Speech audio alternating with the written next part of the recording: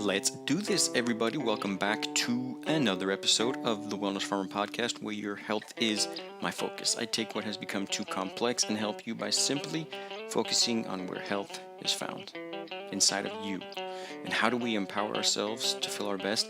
With care of our spines, eating nutrient-dense food grown on fertile soil, without chemicals, adequate movement, and natural internal dialogue.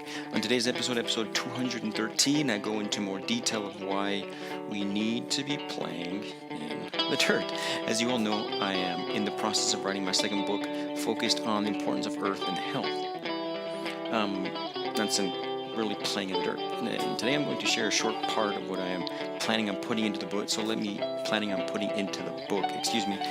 what you think by leaving a comment on any of the social medias. I'm on Instagram more than anything, so if you want to get an answer back quickly, check out Instagram at BenPageDC, or you can send me an email, which I do also check daily, at pastoralverdesfarm@gmail.com. Today is actually June, right? We're almost in June. May 30th, 2019, and I'm Ben Page, your host, and I hope you guys are getting stuff done. Man, I haven't said that in a long time. I think that's how I used to start this podcast out, but it's been a long time since I said it. Feels good to say it. All right, before I get into the main content of today's show, if you haven't gone to my website yet, go to pastoralverdesfarm.com and join my email list if you haven't done that yet, because you get a couple free articles. You get a couple chapters of my first book, The 4 Pillars of Health, absolutely free. And if you like it, of course, click on the Amazon button on the right side in my website. That takes you to Amazon, and if you buy it, that helps me keep me doing what I'm doing, and hopefully you are getting value out of what I am doing. So I want to keep on doing this for you guys, so check that stuff out. Also on my webpage, like I said, you can go, my book, The 4 Pillars of Health, if you haven't got your copy yet, make sure you go to Amazon.com and get that. A couple other things. Remember, I'm on, like I said, Instagram. I'm on YouTube. I have a video series called Huerta Urbana, where I'm actually showing you how I am growing a little teeny bit of my food in the middle of the city, my front yard garden and my backyard garden. But most importantly, if you guys are getting value out of this podcast, the best way to bring some of that value back is something called Patreon.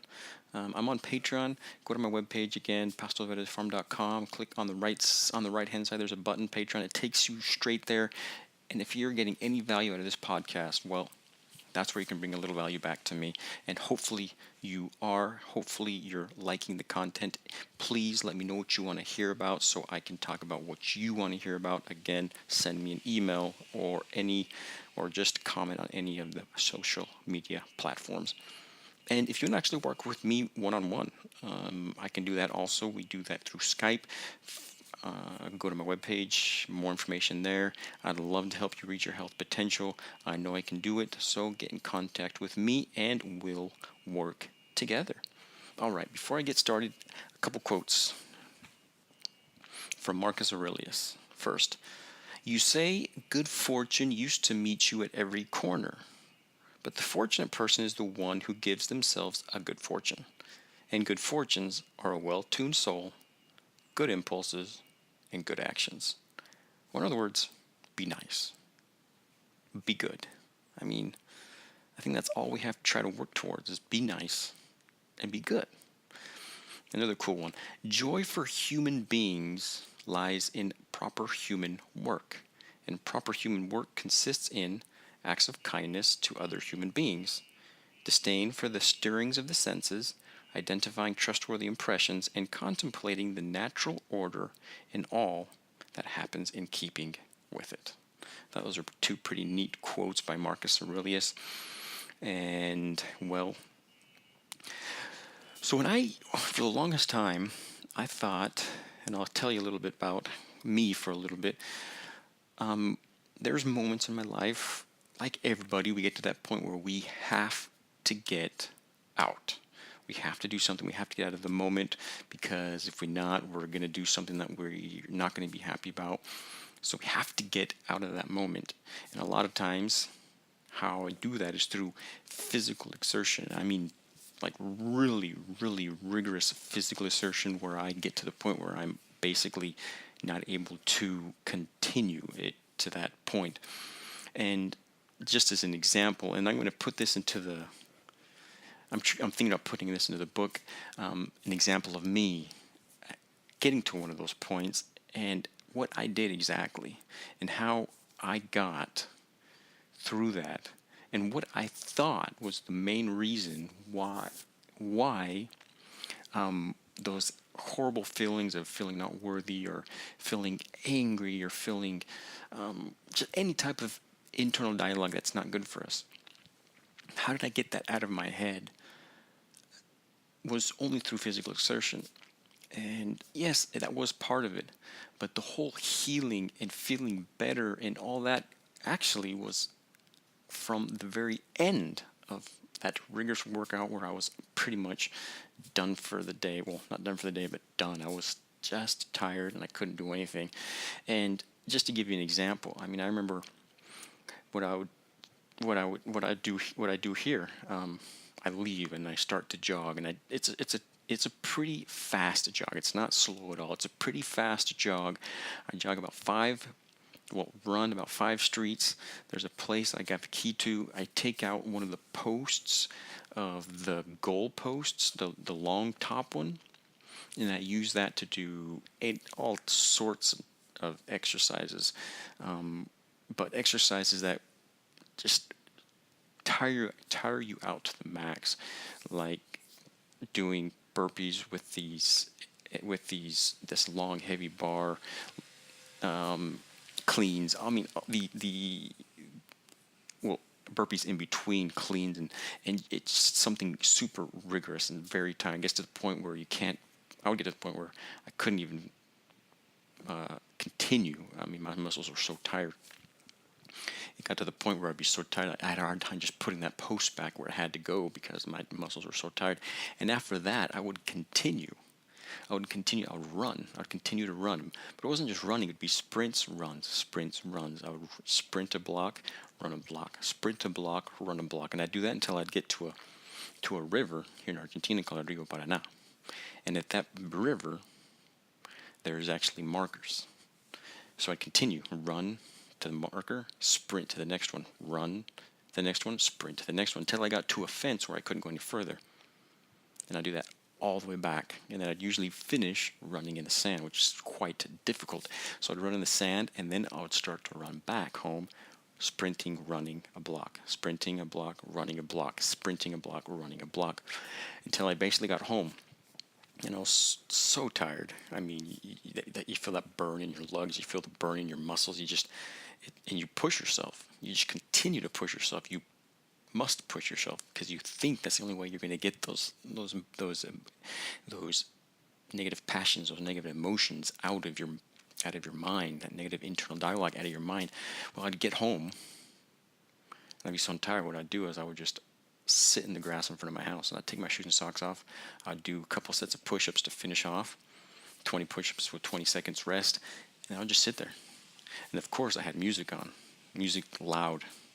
A lot of times I would put Dropkick Murphys. If you don't know who Dropkick Murphys is, you just go to Spotify or YouTube and check them out. It's a punk band but with bagpipes. And I would work out to these guys. It would pump me up and it would push me even further. But then I would just relax on the grass. I'd have my toes play with the blades of grass, with the clovers in between my hands. Also, I would just sit there. I would just sit there and let the earth do what it's supposed to do. It was such a beautiful feeling. I didn't realize it until further on my studies and how I continued to learn about health and how natural health truly is and how to truly become who we are. And that is actually that. I mean, the whole rigorous exercise, of course, it's healthy. We need to move. Maybe during those moments, I actually took it a notch too far because it was something I was like, I got to get this out, and I got to beat it out of me. And it was good, and it felt great. But what really felt great was actually me sitting with my shoes and socks off, with my feet in the grass and my hands in the grass. And I'll just sit there, continuing to listen to the music, just relaxing until I get my breath back, and just taking some beautiful time to let the earth do what it does. And for this whole book that I'm writing, I've been studying quite a bit, and I've been reading a lot of other books, and I'm reading one book. It's called Earthing, the most important health discovery ever. And earthing, I mean, what is it? And as I read these books, it continues to surprise me how our modern living has complicated health so much. It is so basic and easy that every animal in the animal kingdom out in the wild are healthy and don't get sick. And what do? They live as animals do. They don't do anything more than just live as animals. What do? We do the opposite, and we're so sick. We're trying to become something that we just aren't, and we're so sick, and we complicate everything so much. And that's one of the main reasons why I'm doing this, to try to help people understand that it's so much more simple. And this book, again, just brings it back to health is simple. There's some things that we need to do, and what we need to do is be part of nature, because we are part of this ecosystem. I mean, if we want to be healthy, we have to be involved in the ecosystem, which is Earth, because it also helps us be healthy. I mean, it really doesn't need us. We need it. And we need it more than we know. And we need to take care of it. But not just, we don't need it for agricultural, like food and all that stuff. No, we need it just to be healthy. And as I'm learning in this book, just by touching Earth, just by earthing was what they call it. It's a new term. Earthing. It's funny how we have to make a term for these things when it was just so natural, and we just lived this way. We didn't have shoes before we walked on the earth. We slept on the ground. I mean, we just were always in contact with the earth, but nowadays we're not, and they call it earthing. But in this book, it's showing that, just to give you an example, an attorney, that just by earthing, or in other words, just by walking on the dirt, the earth, for 30 minutes without shoes and socks, was able to have a dramatic remission from lupus, which is an autoimmune disorder. Another one is an Australian doctor who restored the feeling to his the patients of his he restored the normal sensation to patients' feet who were numb. So these patients that were diabetic and had diabetic neuropathy, by using earthing, that numbness went away. And I mean, really crazy, a paraplegic in Alaska, so he wasn't even able to move his feet at all for 25 years after an accident. By earthing, by touching the earth, he was able to start to move his feet again. I mean, he's not walking, but he's moving his feet, and they say he's able to take some steps by doing one thing, which is so simple, but the effects are so profound. It all goes back to electricity. So we're learning that the earth is like a big battery, and it gets recharged by all the lightnings, about more than 1,000 a minute around the world, and other things that help keep this earth as a battery full of electrons that are helping us stay neutral. Our normal activities of daily living, even our ancestors' normal activities of daily living, caused inflammation, caused free radicals. Very normal. So how do we neutralize these free radicals? Well, the best way is to take your shoes off, your socks off, and walk on a negatively charged ground that has a lot of electrons, and those go through the feet into the body and neutralize these free radicals that are inflammation causing. So as I read this book, he documents some of these benefits from what's called earthing, from walking on the ground. You get a rapid reduction of inflammation. And these are things that actually, it's not just he's talking about, they actually worked with people and they saw these things happen. Reduction of or elimination of chronic pain. Dynamic blood flow improvement to better supply the cells and tissues of the body with oxygen and nutrition. Reduce stress, increased energy, improved sleep, accelerated healing from injuries and from surgery. So the Earth's electrical energy, it maintains the order of our own bodily frequencies. This is a quote actually from the book. It says, the Earth's electrical energy maintains the order of our own bodily frequencies just as a conductor controls the coherence and cadence of an orchestra. We all live and function electrically on an electrical planet. We are, each of us, a collection of dynamic electrical circuits in which trillions of cells constantly transmit and receive energy in the course of their programmed biomechanical reactions. The movement continuing, there's in another quote from the book, the movement of nutrients and water into the cells is regulated by electric fields, and each type of cell has a frequency range in which it operates. And it continues, the natural frequencies of the Earth that we speak of are waves of energy caused by the motions of subatomic particles called free electrons, like I was saying. And these electrons that give the Earth's surface a natural negative energy, like again, quoting from the book, they are present, as science informs us, in a virtually limitless and continuously renewed supply, fed by the natural phenomena of rain and, like I said at the beginning, thousands of lightning strikes per minute. Maintaining contact with the ground allows your body to naturally receive and become charged with these electrons, or in other words, neutralize basically all the free radicals in your body, thus decreasing overall inflammation. So we are just like a great conductor. We're basically water and minerals. So we're great conductors of these electrons. And if we would just walk on the ground, we could conduct them and neutralize all these free radicals, or in other words, inflammation in our body. It continues in the book, and I'll just read two more parts of the book, and then we'll close. But it's just so exciting to know that, again, health is so simple. There's simple things that we need to do every day, and by doing them, we're going to feel so much better. And it's not like we have to take a certain amount of something or do a certain amount of another thing. No, it's just go out and walk on the dirt.